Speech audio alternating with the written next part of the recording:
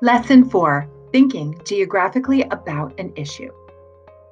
In previous lessons, you have learned that geographers typically analyze issues and places using the questions, what is where, why there, why care?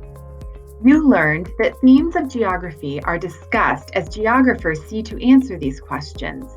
These themes include location, place, region, human interaction with the environment, and movement. Finally, you learned that every source and every map must be evaluated with a critical eye using the markers of credibility to determine if we can trust the information as true or if we need to rethink the information we once thought was true. This is a lot of learning we have done already in just a few short weeks. Now it's time for us to think about how geographers approach specific issues that are current in our world. There are many lenses through which we can explore an issue, and geographers tend to explore them through these lenses. We refer to them as ESPN. This is how we will remember each of the following lenses: economic, social, political, environmental. The first issue we're going to analyze from a geographic perspective is the coronavirus or COVID-19 pandemic. Before we explore this issue in terms of geography, let's get a quick overview of the issue according to the World Health Organization. Take 5 minutes to watch the video linked in the notes that are going to appear now. What are some facts you learned from this World Health Organization video about COVID-19 that you did not know before? Let's start with the economic lens. When we examine an issue through an economic lens, we are looking at anything that has to do with the ways people get what they need and want. Often, this is thought of in terms of access to wealth. When we look at the issue of COVID-19, for example, through an economic lens, we think about how the WHO recommended that people stay home and practice social distancing to reduce the spread of the virus. Many places, including businesses, were required to either close or adjust their services due to the need to socially distance in order to manage the spread of the virus.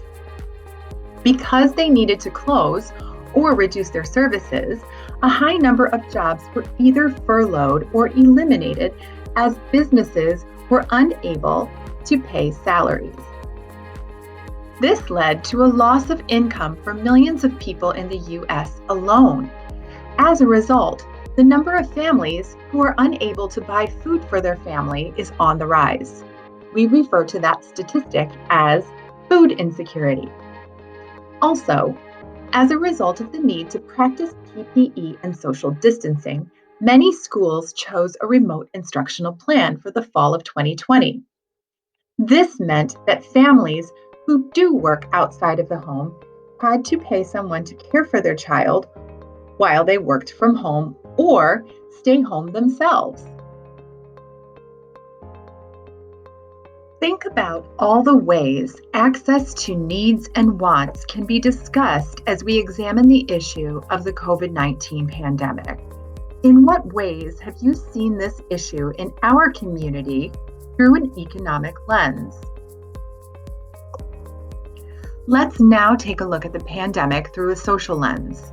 When we think about the social aspects of an issue, we look at the ways people live. This includes cultural practices, but also their health and their education. As the virus caused more people to become ill, hospitals had to adjust to the high volume of patients. This developed a need for specialized experts who understood infectious diseases in the search for treatment and also increased the need for medical resources such as ventilators and personal protective equipment. Due to the recommendation to socially distance in order to slow the spread of the virus and reduce the strain on medical resources, people began to change the way they lived on a day-to-day basis, wearing masks, staying home, avoiding friends and gatherings.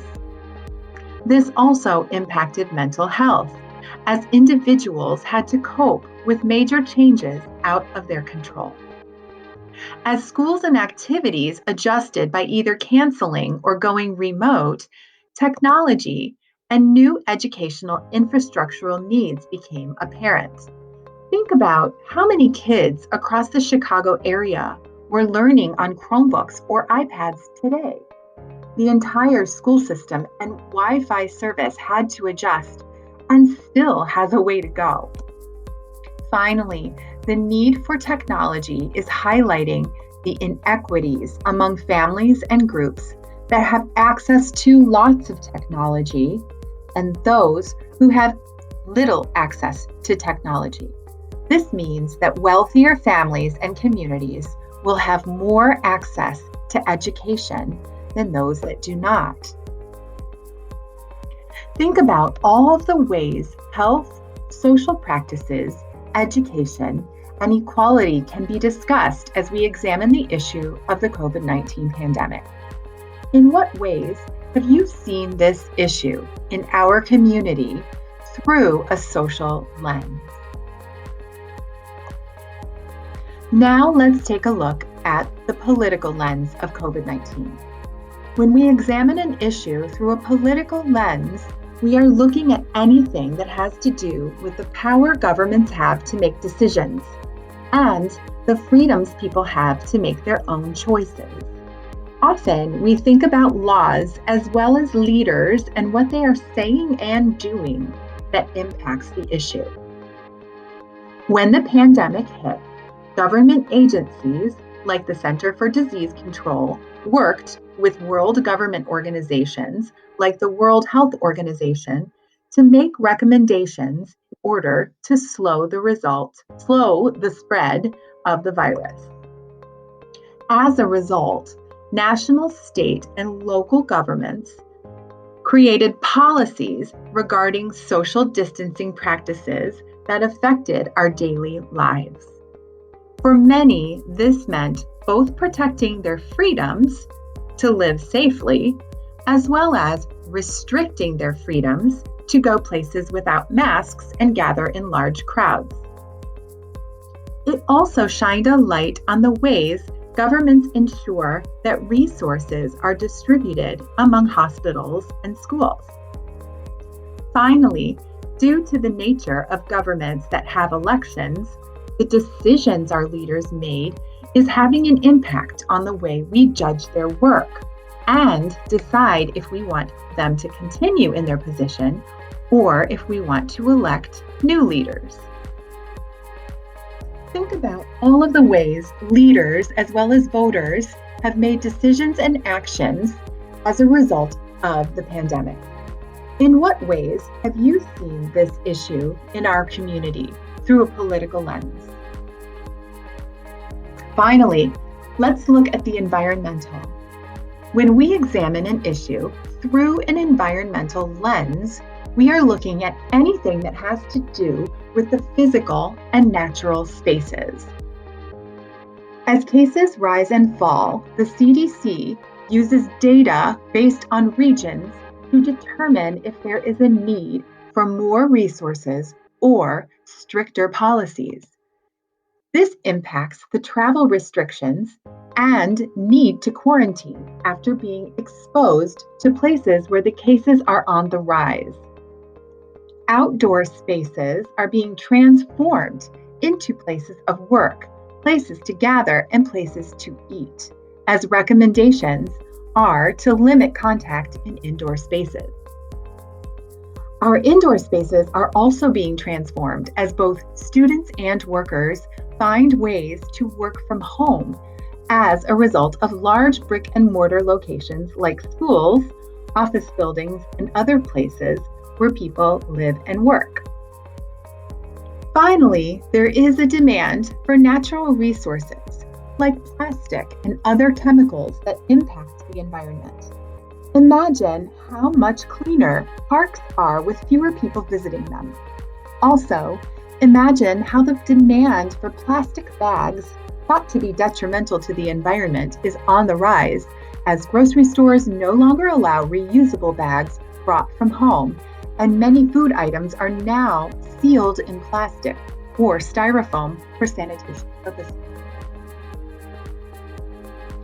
Think about all the ways our environment and the spaces we occupy has been affected as a result of the COVID-19 pandemic. In what ways have you seen this issue in our community through an environmental lens? In the next test, you will be examining maps as well as other sources to answer the questions: what is happening where, why there, and why care, using the geographic thinking skills you have developed.